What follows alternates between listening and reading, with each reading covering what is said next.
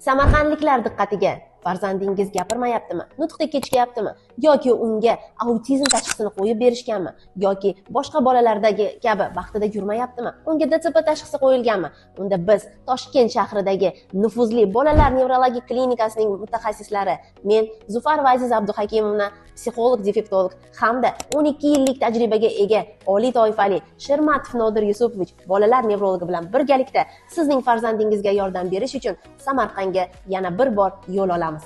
Agar sizning farzandingizda autizm, ras, DTP yoki ensefalit, sudraga kabi har qanday nevrologik tashxis qo'yilgan bo'lsa va sizga to'g'ri yondashuv, to'g'ri davo choralari kerak bo'lsa, biz sizlarni Samarqandda quyidagi manzil orqali, quyidagi telefonlar raqamlari orqali kutib qolamiz.